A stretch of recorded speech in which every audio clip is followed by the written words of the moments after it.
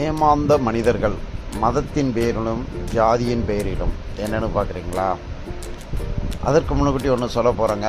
நான் சென்னையில் இருக்கிறதுனால எல்லோரும் வெளிநாட்டை பற்றி எடுத்து யூடியூப்பில் போடுறாங்க. நான் சென்னையை பற்றி போடலான்ட்டு என்னுடைய ஒர்க்குக்கு போகும்போது என்னுடைய செல்லை ஹேண்ட்பெல்லி பாக்கெட்டில் போட்டு நான் போயிட்டே இருப்பேன். இது ஆட்டோமேட்டிக்காக ஷூட் ஆனது. இது அம்பத்தூர் எஸ்டேட்டை தாண்டி அயப்பாக்கம் ஒரு பாதி வழி வரைக்கும் ஒரு 9:49 நிமிஷம் வரைக்கும் ஷூட் ஆகிருக்கு. இதெல்லாம் ஒரு நேரத்தில் எனக்கு தெரிஞ்சு பல வருஷங்களுக்கு முன்னாடி ஒரு 10 அடி ரோடு, சின்ன ரோடாக இருந்துச்சுங்க. இன்றைக்கி அபார வளர்ச்சி. எல்லா ஐடி பில்டிங்கு, கம்பெனி, இண்டஸ்ட்ரியலு, வீடு பயங்கர டெவலப்மெண்ட் ஆகிட்டே வருதுங்க. சரிங்க, இப்போ மேட்ருக்கு வரும். ஏமாந்த மனிதர்கள் மதத்தின் பெயரிலும் ஜாதிகளின் பெயரிலும் என்னென்னு பார்க்குறீங்களா? ஆமாங்க, நான் ஒரு முறை பஸ்ஸில் போயிட்டு இருந்தேன். அப்போ பக்கத்து சீட்டில் என்னுடைய பர்த்தில் படுத்துருந்தவர் சொன்னார், ஆனால் நீங்கள் டிக்கெட்டு பர்த்து எவ்வளோ புக் பண்ணீங்கன்னு கேட்டேன். அவர் ஒரு அமௌண்ட்டை சொன்னார். எனக்கு அதே டைமில் என் பையன் கம்மி அமௌண்ட்டு சொன்னான். என்னென்னு கேட்டால், என் பையன் கடைசி நேரத்தில் ஆன்லைனில் செக்அப் பண்ணும்போது அது கம்மி ரேட்டு கிடச்சிருக்கு. இவங்க பிஃபோராக புக் பண்ணியிருக்கும்போது அதிக ரேட்டுக்கு கிடச்சிருக்கு. ஒரே பஸ்ஸு, ஒரே ஷீட்டு, ஆனால் அந்த டைமிங்கில் எவ்வளோ வித்தியாசங்கள் இருக்குது பாருங்கள். சில டைமில் டிமாண்டில் அதிகமும் போகுமா. இது அடுத்த கதை. அப்போ அப்படியே பேசிடும்போது எந்த ஊருன்னு கேட்டால், எங்கள் திருநெல்வேலி பக்கம் ஒரு ஊர், நல்ல ஒரு அளவு வசதியான குடும்பத்தை சேர்ந்தவர், நல்ல உலக மார்க்கமான அனுபவமும் உள்ளவர். அப்போ அவர் சொல்லியிருந்தார், அண்ணே எங்கள் வீட்டில் ஒரு சம்பவம் நடந்துச்சுண்ணே. எங்கள் ஊரில் நாங்கள் கொஞ்சம் வசதியான ஃபேமிலி. என் ஒய்ஃபு கொஞ்சம் கஷ்டப்பட்ட ஃபேமிலி. எங்கள் அண்ணனோட ஒய்ஃபு கொஞ்சம் வசதியான, எங்களை விட வசதியான ஃபேமிலி.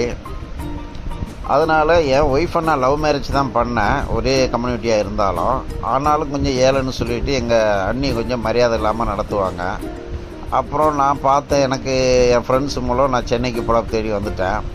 இங்கே பார்த்தீங்கன்னா இப்போ எனக்கு வியாபாரம் நல்ல ஓரளவு வசதியாகிட்டேன். அதனால் எங்கள் அன்னிக்கு கொஞ்சம் பொறாமையாக இருக்கும். இருந்தாலும் சொந்தமாச்சுன்னு போயிட்டு வந்துருந்தேன். இப்போ என்னுடைய பொண்ணு ஏஜ் அட்டன் பண்ணியிருந்தான். சரி, எல்லா மனுஷனுக்கும் இருக்கிற ஒரு சந்தோஷம் மாதிரி நம்ம சொந்த பந்தம்லாம் கூப்பிட்டு ஒரு ஃபங்க்ஷன் வைக்கணும்னு சொல்லிவிட்டு ஃபங்க்ஷனுக்கு வச்சோம்ண்ணே. வந்தது எல்லாம் எங்கள் ஜாதிக்காரங்க தான், எங்கள் சொந்தக்காரங்க தான்.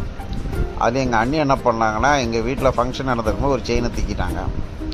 அப்படி இப்படி விசாரித்து பார்த்தா அவங்க தான் எடுத்துருக்குனுங்கிற ஒரு நம்பிக்கை வந்தோடனே, எங்கள் அண்ணி ஊர்லேயே சின்ன சின்ன இந்த மாதிரி தப்புக்கெல்லாம் பண்ணுவாங்க.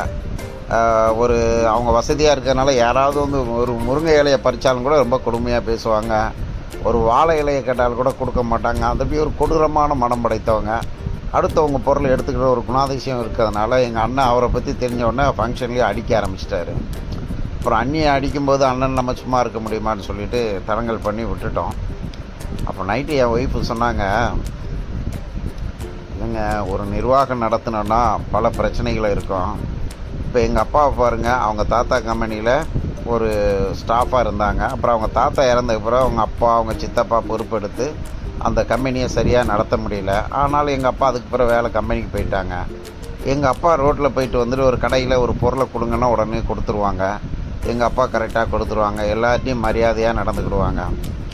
அதனால் நாங்கள் ஒன்றும் குறைஞ்சும் போகலை. எங்கள் அப்பா எங்களுக்கு கற்றுக் கொடுத்தது, நீங்கள் பொம்பளை பிள்ளைன்னு இருக்கக்கூடாதுமா, கடினமாக உழைக்கணும், ஆண்களுக்கு இணையாக கடின உழைப்பு பண்ணணும், எல்லா விதத்தில் நீங்கள் தன்னிச்சையில் அணுக்கன்ட்டு எங்களை ஒரு தனிமையாகவே வளர்த்தாங்க. எங்களுக்கு சைக்கிள் ஓட்டுறதுலேருந்து, வண்டி ஓட்டுறதுலேருந்து, எந்த இடத்துக்கும் தனியாக போகிறதுலேருந்து, வாழ்க்கை பிரச்சனைகளை சொல்லி எங்களை ஒரு பொம்பளை பிள்ளையாக வளர்க்கல, ஆம்பளை பிள்ளையாகவே வளர்த்தாங்க.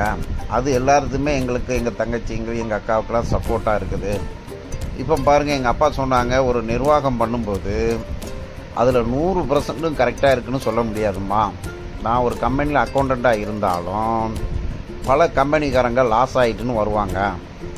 அந்த லாஸ் ஆனதுக்கு என்ன காரணம்னு விசாரித்து பார்த்தா பிடிவாத குணம் அதிகமாக இருக்கும். இப்போ உதாரணத்துக்கு ஒரு ஹோட்டல் வச்சுருந்தா நம்ம சொந்தக்கார், அவருக்கு ஹோட்டல் ஃபீல்டை பற்றி தெரியாது, பணம் இருக்குன்னு வச்சார். அதில் சமையல்காரங்க தப்பு பண்ணுறாங்க, அவங்க தப்பு பண்ணுறாங்கன்னு சொல்லி கண்டுபிடிச்சி அவங்கள கடுமையாக தண்டிச்சிட்டாரு. அப்புறம் அந்த வேலையாளுங்க போனதுக்கப்புறம் அந்த ஒரு நிர்வாகத்தை நடத்த முடியல. அப்போ அந்த நிர்வாகத்தை நல்லா நடத்துன்னா என்ன பண்ணியிருக்கணும்னா, ஒரு தொழில் பண்ணுறோம்னா அதில் 20% மார்ஜின் வருதுன்னா, நம்மளுக்கு தொழில் தெரியும்னா 18% நஷ்டப்படுத்தணும், கண்டுக்காமல் இருக்கணும். ஏன்னா தொழில் தெரிஞ்சவன் ஏன் நம்மக்கிட்ட வேலை செய்யலாம்? அப்போது அந்த தொழில் செய்கிறவன் சின்ன சின்ன தப்பு பண்ணும்போது இந்த மாதம் 18% நஷ்டம், 2% லாபம், அடுத்த மாதம் 16% நஷ்டம், 2% 4% லாபம்னு சொல்லி ஒரு வருஷம் 1.5 வருஷம் கழித்து தான் அந்த முழு இதையும் நம்ம ஸ்டாப் பண்ண முடியும். அதுக்குள்ளே தொழிலும் வளர்ந்துடும். அதுக்கு பிறகு தொழில் வளர்ந்த பிறகு பல பேர் வேலை கட்டு வருவாங்க. அதில் நம்ம உத்தமர்களை செலெக்ஷன் பண்ணி இந்த தப்பு பண்ணுறவங்கள வேறு இடத்துல வச்சு நம்ம மேனேஜ்மெண்ட் பண்ணால் தான் தொழில் நடத்த முடியும். இது தெரியாமல் தான் பல பேர் நஷ்டப்பட்டுதாங்க. அப்படி தாங்க நம்ம சொந்தங்களும் ஜாதிகளும் இருக்கோம். இப்போது நம்ம உங்கள் அண்ணியோட சித்தப்பா எல்லாருமே பணக்கார வீட்டில் பிறந்தாங்க.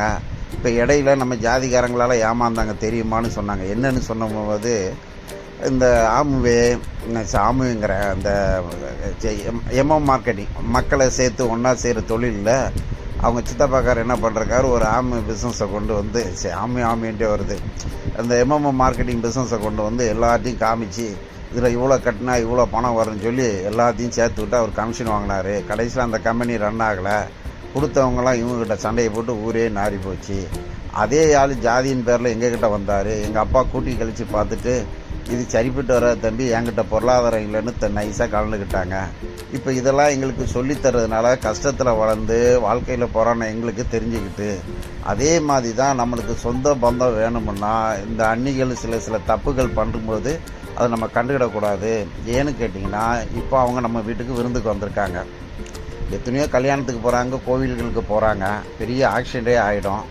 அப்போது நம்ம சொந்தக்காரங்களாக இருந்தால் நம்ம செலவு பண்ணி பார்க்க தானே செய்வோம். அந்த மாதிரி மனநிலையில் எடுத்துக்காங்க. அவங்க அந்த நகையை எடுத்தாலும் அது ஒரு பெரிய அமௌண்ட்டு தான், நம்மளுக்கு லாஸு தான்.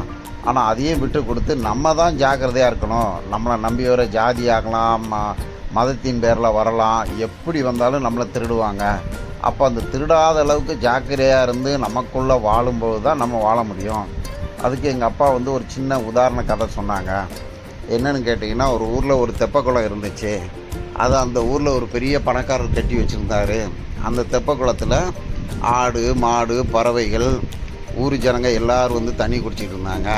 கொஞ்சம் மழைக்காலம் வெயில் காலம் வரும்போது தண்ணி குறைஞ்சிட்டு, அதில் அந்த பெரியவர் இறந்ததுக்கப்புறம் அடுத்தவங்க வந்து என்ன பண்ணாங்க, தண்ணி குறைஞ்சிது, அதனால் அந்த ஊருக்காரங்களை இங்கே வரக்கூடாதுன்னு சொல்லிவிட்டு அவங்க எல்லாம் சுத்தம் இல்லாதவங்க, நீங்கள் வந்தால் இது வந்து தப்புன்னு சொல்லி கொஞ்சம் வெறுத்தாங்களாம். அப்புறம் ஆடு மாடுகள் எல்லாமே அங்கே வர்றது தடுக்கப்பட்டு அவங்க தேவைக்கு மட்டும் வச்சுருக்கும்போது மறுபடியும் மழை காலம் வந்துச்சான். அந்த ஜனங்கள்லாம் சேர்ந்து தனியாக அவங்களுக்கு ஒரு தொப்பக்குளம் இன்னொருத்தர் கட்டிட்டாங்களாம். இந்த தொப்பக்குளத்துக்கு வரவே இல்லையாம். ஆடு மாடு எதுவுமே இவங்க அடிக்கிறாங்க திட்டுறாங்கன்னு சொல்லி வரதே இல்லையாம். கடைசியில் அந்த குளம் டெவலப்மெண்ட் ஆகிட்டு இந்த குளம் நாரி போச்சு. அதாவது இறைக்கிற கிணறு தான் ஊறும், ஊறாத கிணறு நாரும். அதை தான் சொல்லியிருக்காங்க. ஜாதி 2 வழியே வேறில்லை, சாற்றுங்கால் நீதி வழிவாய் நேரி முறையில் இட்டார் பெரியார் இடாதார் இழிகுலத்தோர். அது குளமாக இருந்தாலும் ஜாதியாக இருந்தாலும் தண்ணியாக இருந்தாலும் கோஆப்ரேட்டிவாக இருந்து 4 பேருக்கு நல்லதை செய்கிற காலத்தில் தான் எந்த குளமோ கிணறோ வாழுமே தவிர தனக்கு தான் வரும்போது அங்கே சுயநலம் வந்துடும். நம்ம தொழிலே பண்ணாலும் குறிப்பிட்ட லாபம் வரைக்கும் நமக்கு வந்துட்டா மீதி லாபத்தை நம்ம மிக்கவங்களுக்கு பகிர்ந்து கொடுக்கும்போது நம்மக்கிட்ட 10 பேர் வேலை செய்கிறாங்க, நம்ம ஒரு நாளைக்கு ஒரு 500 ரூபா சம்பாதிக்கிறோம். 10 பேர் வேலை வச்சு அவங்க 1000 ரூபா சம்பாதிச்சு தந்தால் 800 ரூபா அவங்கள்ட்ட கொடுத்து 200 ரூபா எடுக்கிறோம். 10 பேருக்கு 2000 ரூபா வருது. அப்போ 2000 ப்ளஸ் இருந்து 2800 ரூபா நம்ம பணக்காரங்களாக ஆகிடுறோம். இப்படி தான் நம்ம வாழ்க்கையில் முன்னேற முடியுமே தவிர இந்த சின்ன சின்ன தப்புகளெல்லாம் கண்டுக்கிட்டு சண்டை போடுறது உலக மனிதர்களாக இருப்பாங்க. ஒரு தனி மனிதன் பெரிய ஆள் ஆகணும்னா இந்த மாதிரி போராட்டங்கள் சகிப்புத்தன்மைகள் இருந்தால் தான் நம்ம ஜெயிக்க முடியும்னு சொன்னாங்க. கடவுள் எனக்கு கொடுத்த ஒய்ஃப் எவ்வளோ பெரிய கிஃப்ட்டு தெரியுமாங்க. சின்ன சின்ன விஷயத்துக்கு நம்ம சண்டையை போட்டு சொந்தம் பந்தம் எல்லாத்தையும் வெறுத்துடலாம். ஆனால் நம்ம ஊறாத இறைக்காத கிணறாக மாறிடுவோம், தண்ணீர் குடிக்காத தெப்பக்குளமாக மாறிடும். இப்படி நம்மக்கிட்ட யாருமே உறவு இல்லாமல் போனால் நம்மக்கிட்ட மதத்தின் பேரில் நன்மையும் இருக்காது, தீமை வந்துடும். ஜாதிகள் பேரில் இருக்க நன்மையும் இருக்காது, தீமை வந்துடும். அப்போ தீமை வந்த நாடும் ஜாதியும் மனிதர்களும் அவர்கள் நாறி போய்விடுவார்கள். எந்த மனிதர்கள் நன்மையை செய்கிறார்களோ அவங்க மட்டும்தான் வாழ்வாங்கன்னு என் ஒய்ஃபு சொன்னாங்க. அது எனக்கு ஒரு பெரிய படிப்பினையாக இருந்துச்சு. ஏழைப்பட்ட வீட்டில் கல்யாணம் பண்ணாலும் அது எவ்வளோ மென்மையான பொண்ணுங்கிறது என்னால் மறக்க முடியாது. கடவுள் கொடுத்த மனைவிக்கு எப்போவுமே நன்றி சொல்லேன். நல்லது தானே கேட்டார். கரெக்டுண்ணே, எப்போவுமே மனைவிகளை குறை சொல்கிறவங்கள தான் பார்த்துருக்கோம். நீங்கள் உங்கள் மனைவியை பெருமையாக பேசுகிறீங்க.